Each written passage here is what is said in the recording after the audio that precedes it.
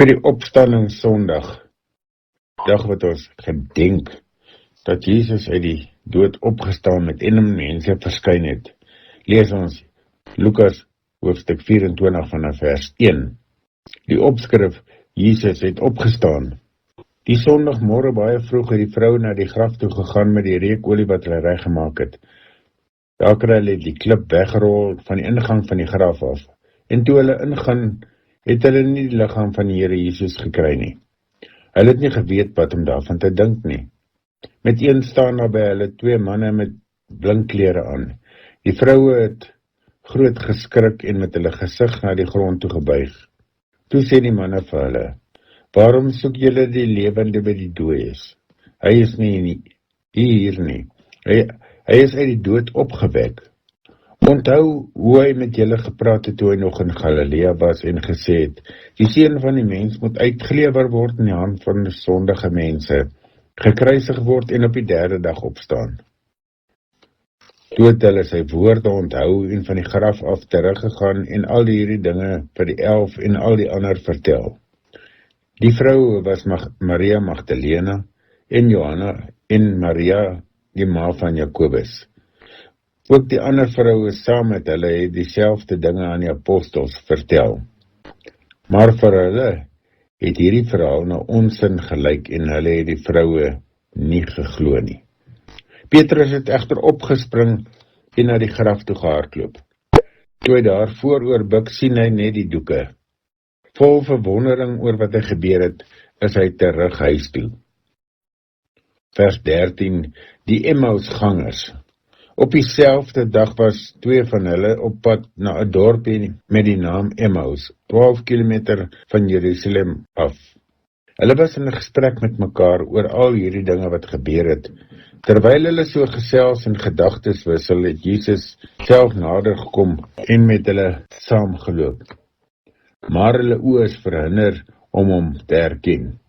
Hy vra hulle toe: "Wat is dit wat julle so ernstig met mekaar loop en bespreek?" Met somber gesigte gaan hulle staan en een van hulle met die naam Kleopas antwoord hom: "Is u dan die enigste vreemdeling in Jerusalem dat u nie weet van die dinge wat in die afgelope dae daar gebeur het nie?" Hy vra hulle toe: "Watter dinge?"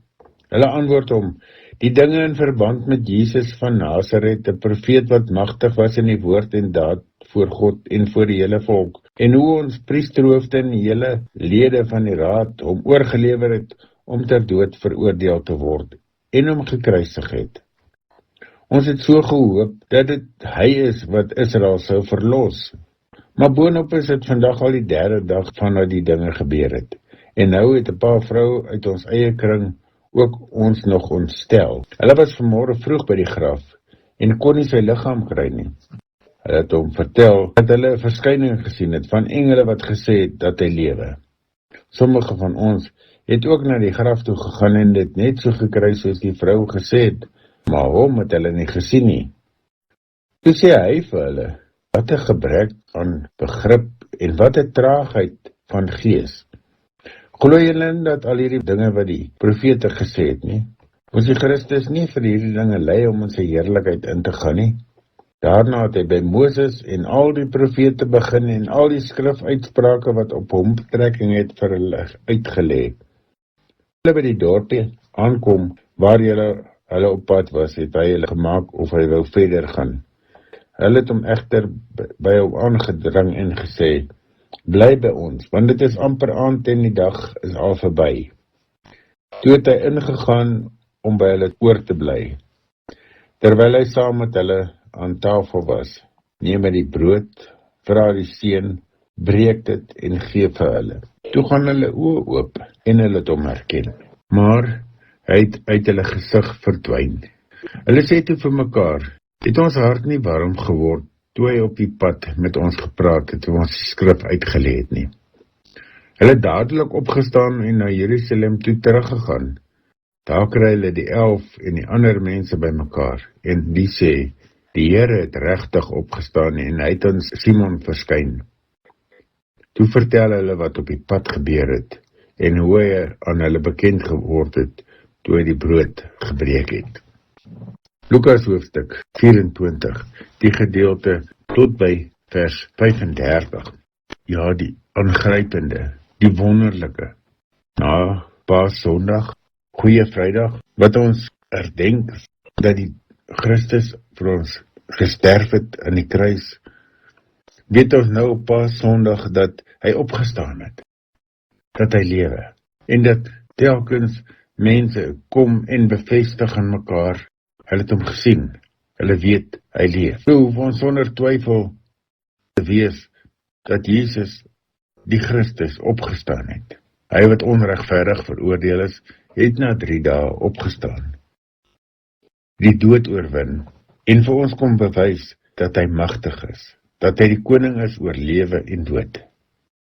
Kom ons vertel hierdie blye nuus vir almal met wie ons te doen kry. Kom ons begin by die naby ons, en dan verkondig ons dit soos en waar ons plek kry. Elke plek, elke geleentheid. Mag die Here vir jou goed wees en genadig wees, ook op hierdie wonderlike dag.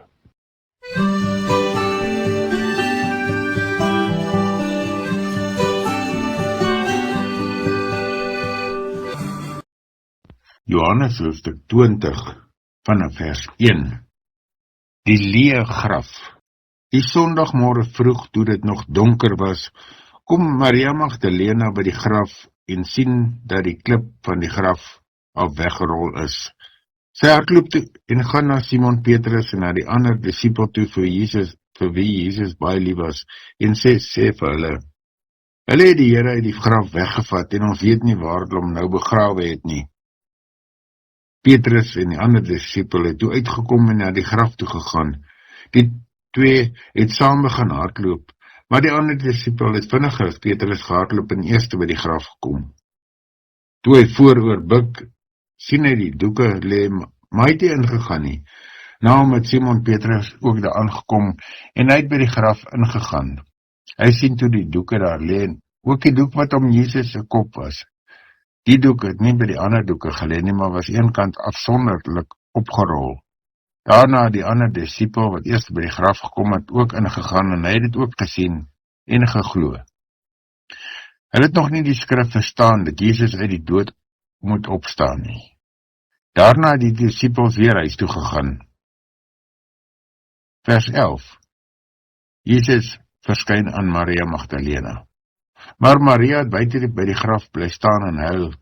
Terwyl sy huil, het sy vooroor gebuk om in die graf in te kyk. Toe sien sy 2 engele met wit klere aan daar sit waar die liggaam van Jesus gelê het, een waar die kop en een waar die voete was. Hulle vra toe vir haar, mevrou, waarom huil jy?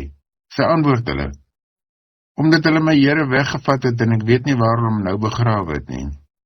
Nadat sy dit gesê het, het sy omgedraai en vir Jesus daar sien staan, maar sy het nie geweet dat dit hy is nie. Jesus vra haar toe, mevrou, waarom huil jy? Vir wie soek jy? Sy het gedink is die tuinopsigter en sy het vir hom gesê, meneer, as jy hom weggevat het, sê vir my waar jy hom begrawe het en ek sal hom daar gaan haal. Jesus het toe vir haar gesê, Maria. Sy draai na hom toe en sy sê in Hebreëus vir hom, Rabbeini, dit beteken leermeester. En Jesus sê toe vir haar, moet my nie nou vashou nie, want ek het nog nie na die Vader toe opgevaar nie. Maar gaan na my broers toe en sê vir hulle, ek vaar op na my Vader toe, wat ook julle Vader is, en na my God, wat ook julle God is. Maria Magdalena het toe vir die disipels gaan sê, ek het die Here gesien, en sy het ook vertel wat hy vir haar gesê het.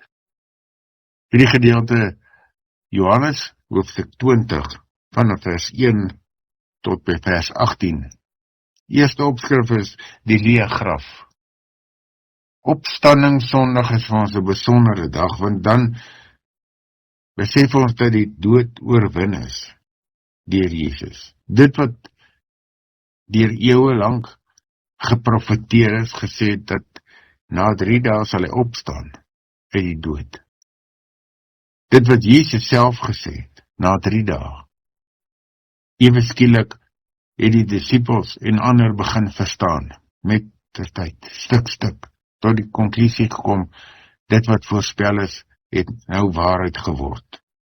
Wat 'n verskriklike omwenteling, en mense denk om te kan dink, eergister het ek nie verstaan nie, maar nou verstaan ek dit, en ek sien, dit het gebeur wat hy, Jesus, voorspel het. En dan telkens gaan hulle na ander toe, en oortuig hulle, vertel vir hulle, Jesus het opgestaan. Hierdie kennis mag ons nie vir onsself hou nie, ons moet dit met anders deel. Mag het ook deel wees van jou lewe, elke dag, en dit wat jy weet en beleef, ervaar van die Here Jesus met anders te deel. En daarom mag die genade van die Here Jesus Christus, die liefde van God en die gemeenskap van die Heilige Gees met elkeen wees en bly tot in ewigheid. Amen.